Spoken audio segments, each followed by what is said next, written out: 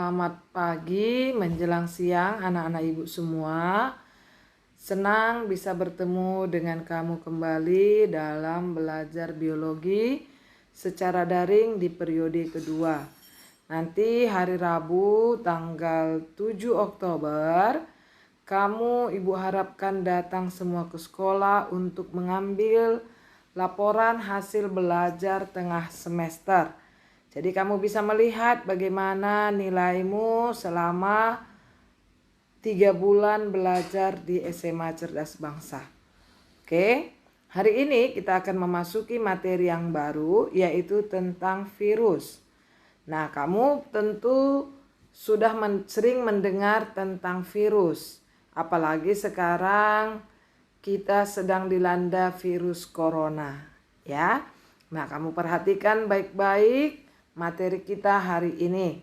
Nah, adapun tujuan pembelajaran kita pada hari ini, kamu dapat mendeskripsikan ciri-ciri virus, menjelaskan sejarah penemuan virus, menjelaskan struktur tubuh virus, menjelaskan klasifikasi virus. Nah, oke, sekarang kita masuk ke sejarah penemuan virus. Nah, penemuan virus pertama sekali dilakukan oleh Adolf Meyer. Dia melakukan penelitian virus pada ekstrak daun tembakau, ya, di mana daun tembakau yang sehat disemprotkan dari ekstrak daun tembakau yang kena virus. Maka akhirnya tembakau yang sehat tadi juga menjadi bercak-bercak kuning. Nah, lalu diikuti oleh Dmitri Ivanovsky pada percobaan penelitian melihat virus lewat daun tembakau, sama dengan yang dilakukan oleh Adolf Meyer. Nah, dia mengambil daun tembakau yang berpenyakit tadi, dihaluskan dalam gilingan. Nah, lalu difiltratnya, diadakan penyaringan lewat ekstrak daun tembakau tadi. Nah, disaring dengan menggunakan saringan, lalu disemprotkan kepada tanaman tembakau yang sehat. Nah, tanaman tembakau yang sehat tadi menjadi sakit. Nah, kamu perhatikan di situ gambarnya dan keterangannya. Oke. Nah, maka Wendell Stanley dia menemukan nama virus yang menyerang tanaman tembakau tadi, dia beri nama TMV, Tobacco Mosaic Virus. Nah, Wendell Stanley mengkristalkan partikel mikroskopis yang menyerang tanaman tembakau yang kemudian diberinya nama Tobacco Mosaic Virus. Nah, itulah sejarah penemuan virus. Maka pengertian virus adalah virus berasal dari bahasa Latin, yaitu virion, ya, atau venom, yang artinya racun. Berdasarkan sifatnya, virus digolongkan ke dalam kingdom tersendiri. Virus juga tidak termasuk ke dalam sel karena tidak memiliki sitoplasma dan nukleoplasma. Nah, cabang biologi yang mempelajari virus kamu harus ingat kemarin sudah belajar, yaitu virologi. Iya. Nah, berdasarkan letaknya, virus terdapat di luar maupun di dalam sel. Kalau di luar sel, virus tidak bisa melakukan aktivitas hidupnya, sehingga hanya berupa partikel submikroskopis yang mengandung asam nukleat dan dibungkus oleh protein dan makronukleus lain. Nah, di dalam sel, virus dapat melakukan aktivitas hidup dan memperbanyak diri. Kemudian bisa menginfeksi sel hidup, sehingga sel tersebut dapat mengalami gangguan, bahkan kematian pada makhluk hidup yang diinfeksinya. Nah, jadi seperti sekarang virus corona itu, apabila dia di luar tubuh inangnya, dia nggak bisa apa-apa. Dia nggak bisa berkembang biak, dia merupakan benda mati. Tetapi apabila dia masuk ke dalam tubuh kita, tubuh inangnya, maka dia akan berkembang biak di dalam tubuh itu dan menyerang sistem kekebalan tubuh di dalam tubuh kita, sehingga dapat menyebabkan kematian pada makhluk hidup yang diinfeksi oleh virus tersebut. Paham sampai situ, nak? Oke, kita lanjut ke ciri-ciri virus. Nah, kamu perhatikan ini, ada 7 ciri-ciri virus. Perhatikan dengan gambarnya. Oke. Nah, itu salah satu contoh gambar virus, yaitu virus yang menyerang bakteri namanya bakteriofag. Nah, ciri-ciri virus yang pertama, virus bersifat aseluler. Dia tidak mempunyai sel. Virus berukuran sangat kecil, 20 sampai 300 milimikron. Milimikron. Nah, yang ketiga, memiliki salah satu macam asam nukleat, DNA saja atau RNA saja. Kalau kita manusia, kita memiliki kedua-duanya.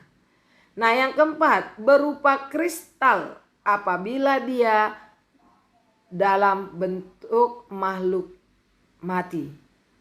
Ya, dia berbentuk kristal pada saat dia dikatakan benda mati. Nah, pada saat dia dikatakan makhluk hidup atau benda hidup, dia kembali ke bentuk cairan. Nah, yang kelima, tidak memiliki enzim metabolisme, ribosom maupun organel sel lainnya. Makanya dia kalau di luar tubuh, dia disebut benda mati. Bentuknya beragam. Antara lain ada berbentuk oval, silinder, polihedral, dan kompleks. Tersusun atas asam nukleat yang diselubungi oleh kapsid. Nah, kamu perhatikan itu dengan gambarnya tadi, ada yang disebut dengan kepala. Nah, kepala virus berisi DNA dan bagian luarnya diselubungi kapsid. Nah, apa pula itu kapsid? Kapsid adalah selubung yang berupa protein. Kapsid terdiri atas bagian-bagian yang disebut kapsomer. Misalnya kapsid pada tobacco mosaic virus atau TMV dapat terdiri atas satu rantai polipeptida yang tersusun atas 2100 kapsomer. Kapsid juga dapat terdiri dari protein monomer identik yang masing-masing terdiri dari rantai polipeptida. Nah, itu bagian kepala dan kapsid. Kita lihat apa isi tubuh daripada virus. Nah, isi tubuh virus yang kering disebut virion adalah bahan genetik, yakni asam nukleat, DNA atau RNA.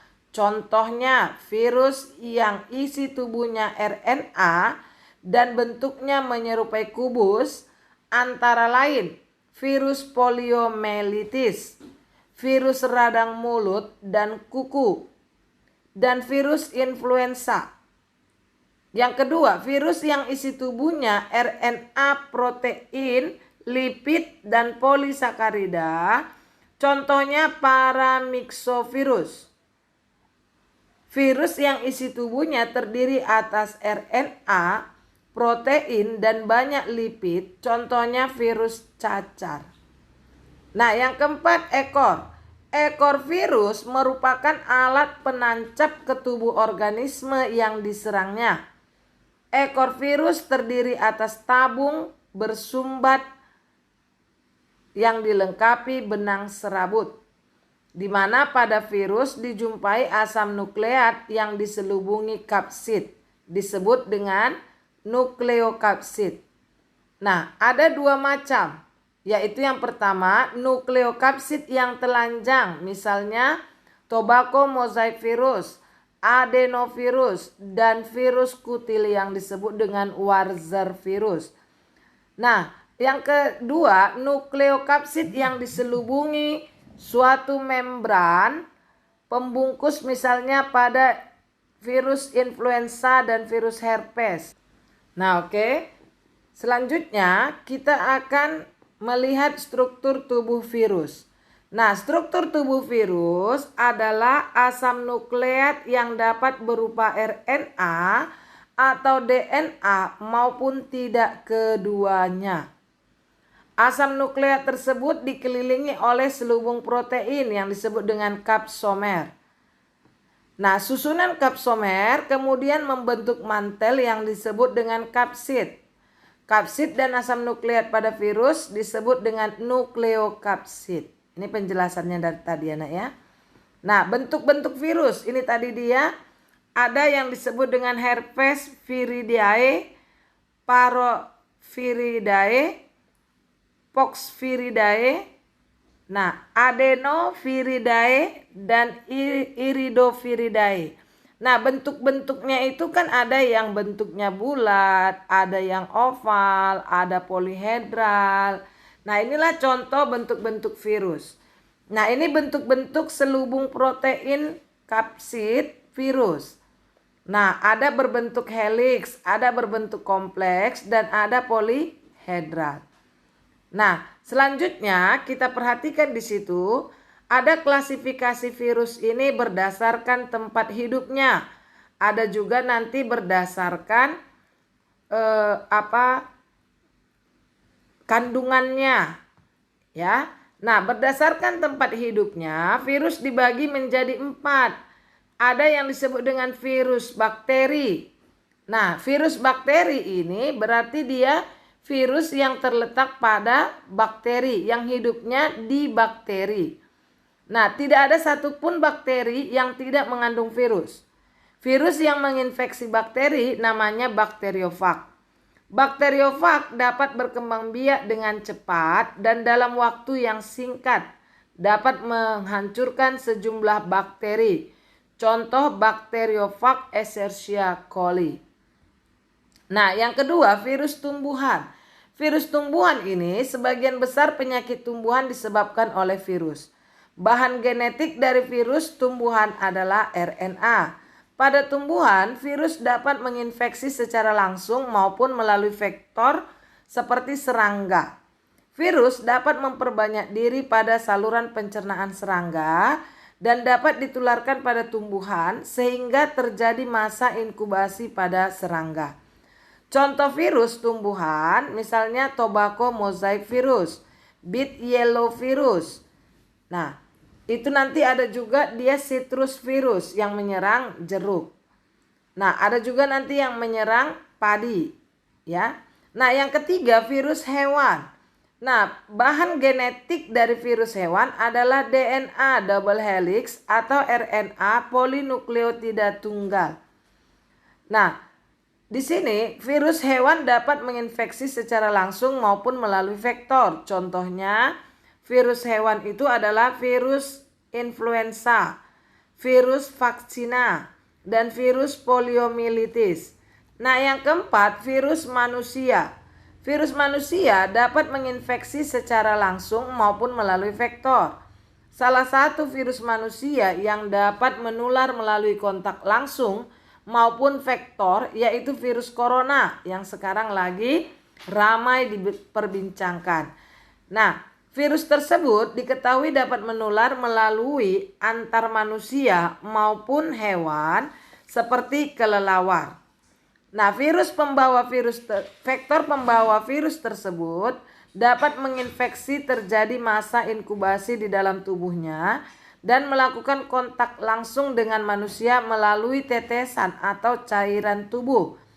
Contoh virus lain yang terdapat pada manusia, virus cacar air, virus campak, hepatitis, demam berdarah, dan diare.